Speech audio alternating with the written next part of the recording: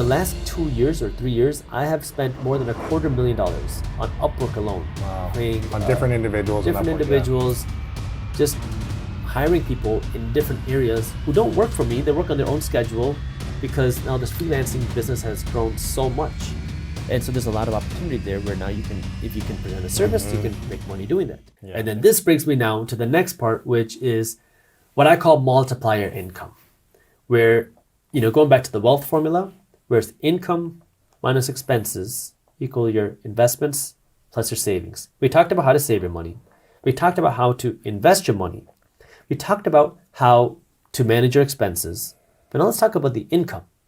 Because if now you understand how to live below your means, you understand how to put your money to work. If you want to put fuel on the fire, you just got to earn more money. Now, if you earn $100,000, you earn $1 million, you earn whatever, you earn more money.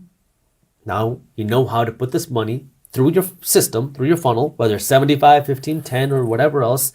You know how to take this extra money, put it to work. That way you have more money to invest, more money to save, more money to live your life. But the key is you don't want to 100% increase your lifestyle to match your income. You want to increase your income with your investments. And keep your expenses the same. If keep it ideally. Now you can, marginally increase your expenses, but the key is you want to be increasing your income and your investments way more. Yes. So the question is, how do you do that? Well, this is where, again, understand you. If you are an employee, you don't want to start a business, you don't want to start a side hustle, fine. Nothing wrong with that. There's nothing wrong with being an employee. You just have to understand you. But that means now, how can you earn more money? If you like your job, look for ways to get a raise, to get a promotion. See how you can get a bonus. Just be open with your boss. Say, hey, look, I want to be able to contribute more. I want to earn more money. Right. What can I do?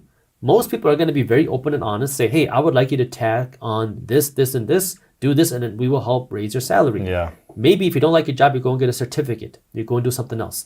You need to figure out now how you can increase your income. Maybe you get a second job. What value can you bring to the business to bring in more money for the business, or save more time, or create some system so that the business can say, okay, cool, let's give you more opportunities for growth. Exactly. I mean, if you can bring in an extra $10,000 a year to the business of profit, they're not going to have a problem paying you $5,000 or whatever it might be, right? And this is where you just want to be open because every business is different. Maybe you take on a second job and, it's just figuring out how can you earn more money there.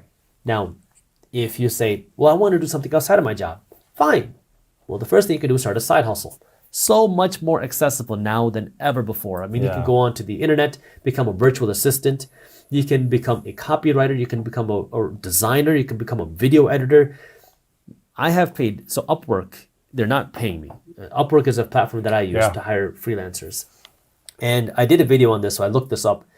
In the last 2 years or 3 years, I have spent more than $250,000 on Upwork alone. Wow. Paying, on different individuals. Different individuals, just hiring people in different areas who don't work for me. They work on their own schedule because now this freelancing business has grown so much. And so there's a lot of opportunity there where now you can, if you can present a service, you can make money doing that. Yeah, they might be working an extra 5, 10, 20 hours a week on the side, or they might just be full-time freelancers. Yeah. Yeah. And you get to set your hours for the most part. You can really do something that you like, that you enjoy, that you're good at. So there's a lot of opportunity there where now you can be a freelancer or start your own side hustles if you have an idea. You want to, one of my buddies, his mom is really good at making cakes. And she started this, what is it called? Carrot cake business.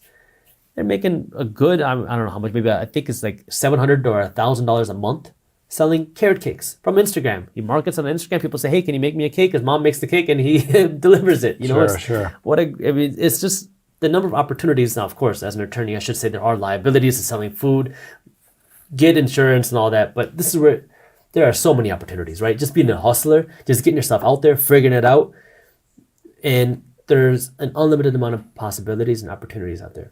Now, if you want to take it one step further, you could try to build your own business. Your side hustle can turn into your own business. If you have a business idea, invest in it.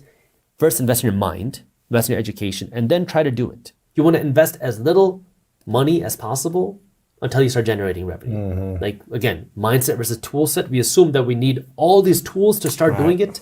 But the reality is the first thing you need is your mind, because there's a lot of alternatives on how you can do it. Like when I started a sock company a number of years ago when I was trying to figure things out.